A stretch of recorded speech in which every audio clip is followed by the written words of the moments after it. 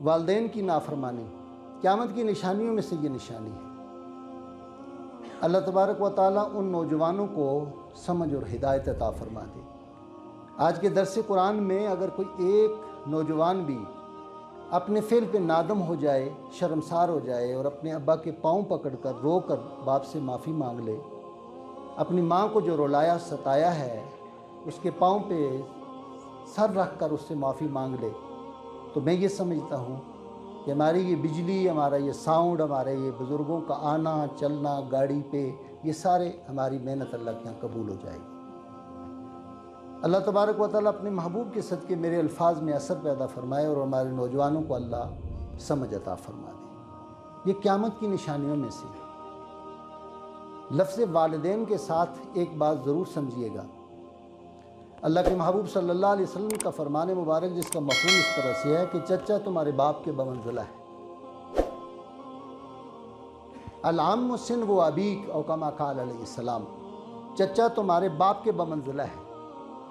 اگر کسی کا باپ نہیں ہے تو چچا کے ہاتھ چوم، چچا کا چہرہ دیکھ، تمہیں باپ کی زیارت کا اللہ ثواب عطا فرمائے۔ بہت سارے بتیجے، اسی طرح سے ایک روایت میں ماموں کے لیے بھی آیا، بانجے کے لیے آیا۔ ہماری زبان میں کہتے پانجہ پرائی اولاد ہوندی، اور حقیقت بات ہے، بات درست ہے۔ تجربے میں بزرگوں نے جو فرمایا وہ بات درست ہے، لیکن اللہ کے محبوب صلی اللہ علیہ وسلم نے ایک موقع پہ صحابہ کی جماعت میں کچھ لوگ بیٹھے تھے، کسی قبیلے کے لوگ تھے، تو آپ صلی اللہ علیہ وسلم نے فرمایا تم اسی قبیلے کے ہو سارے، کوئی باردہ تو نہیں، کوئی باہر کا تو نہیں ہے تم میں؟ تو کسی نے کہا ہاں ایک بانجا ہے ہمارا، دوسرے قبیلے کا تھا، دوسرے گاؤں کا تھا۔ رحمت کائنات صلی اللہ علیہ وسلم نے فرمایا بانجا تو اسی قوم کا فرد ہوتا ہے، بانجا اسی قوم میں سے ہوتا ہے۔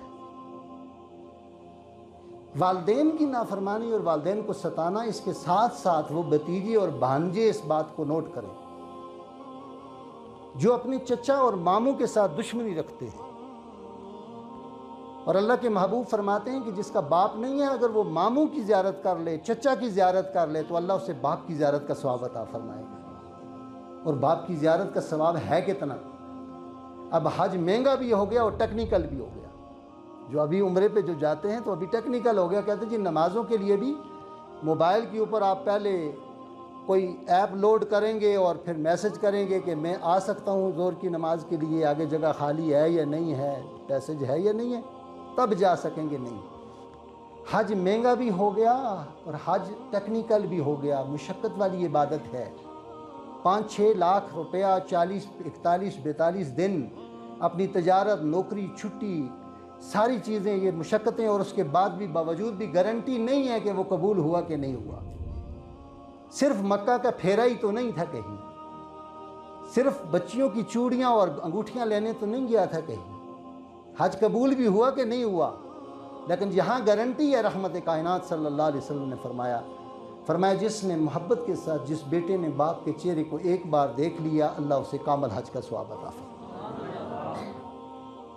صحابی پوچھتے یا رسول اللہ 2 بار دیکھا، 3 بار؟ فرمایا اللہ کی رحمت تو بڑی وسیع ہے، جتنی بار دیکھا اتنے حج کا اللہ ثواب عطا فرمائے۔ اللہ نوجوانوں کو سمجھ عطا فرما دے۔ یہاں اگر کسی کے دل پر چوٹ لگی ہو اور وہ یہ خیال کرے کہ میرا چچا مجھ سے ناراض دنیا سے چلا گیا اور اب تو دنیا میں ہے نہیں ہے، میں کیا کروں؟ میرا بابا روتا ہوا چلا گیا اور میں نے باپ کو بہت ستایا تھا، اور وہ کہتا تھا بیٹا بڑا ظلم کر رہے ہو، یہ ایسا نہ کرو، مجھے پریشان نہ کرو۔ کسی کے دل پہ چوٹ لگی ہو لیکن بابا ہے نہیں ہے کہ پاؤں پکڑے گا جا کر، چچا قبر میں پہنچ چکا ہے، اب کیا کرے گا؟ اس کے لیے بھی رسول اللہ صلی اللہ علیہ وسلم کی تعلیمات میں اس کے لیے بھی بشارت موجود ہے۔ فرمایا قبر پر جاؤ، ماں باپ ناراض گئے ہیں، قبر پر جا کر ان سے معافی مانگو اور ان کی روح کو راضی کرنے کی کوشش کرو، ان کے لیے صدقہ خیرات کرو۔ چچا کی قبر پہ جا کر رو اور اس سے معافی مانگو، اس کی روح تمہاری طرف متوجہ ہوگی اور اللہ تمہارے گناہوں کو معاف کرے۔